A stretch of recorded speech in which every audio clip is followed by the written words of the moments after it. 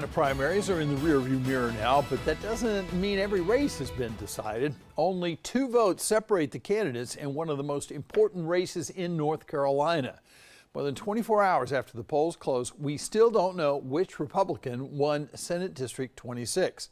Rockingham County Sheriff Sam Page leads incumbent Senator Phil Berger by only 2 votes. 2 votes. Of course, in this graphic right here, you can see exactly the number of votes. Berger, of course, is the state Senate leader, one of the most powerful Republicans in the state, as he has a large role in deciding what bills come to the floor for a vote.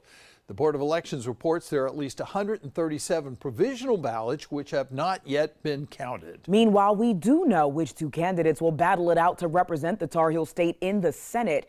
Former Governor Roy Cooper and former RNC Chair Michael Whately. And a large focus of this race has been and continues to be the deadly light rail stabbing here in Charlotte last year.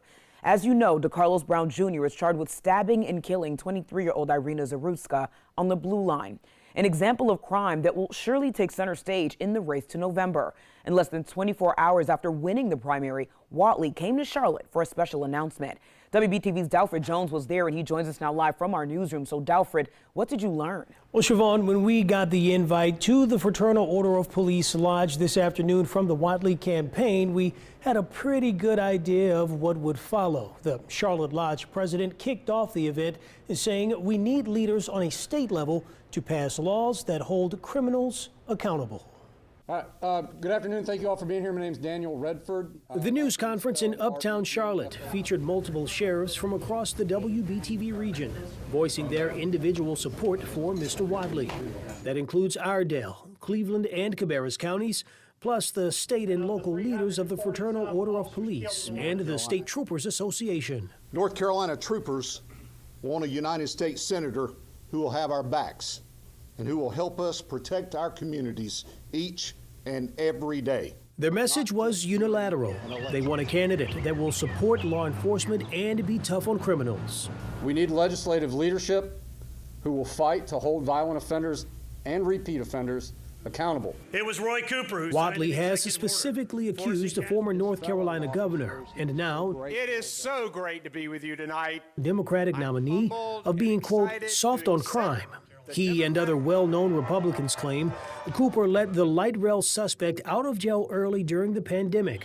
It was one of Whately's talking points in his victory speech. It was Roy Cooper who released more than 4,000 prisoners, including pedophiles, rapists, and murderers, back into our communities. A settlement between Cooper's administration and the ACLU of North Carolina required 3,500 inmates to be released early from prison back in 2021. However, Brown had already completed his prison sentence for prior charges 5 months before this. We did reach out to Cooper's campaign. A spokesperson shared a statement writing in part, quote, "These Republican attacks are false. Roy Cooper is the only candidate who spent his career prosecuting violent criminals and keeping thousands of them behind bars as Attorney General and signing tough on crime laws and stricter pretrial release bail policies as governor."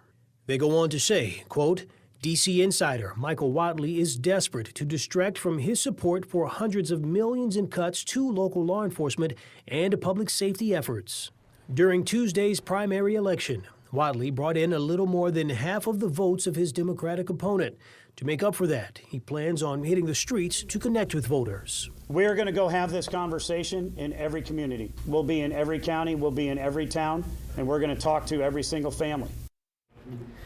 Whately says working closely with law enforcement is how he intends on helping government protect its citizens.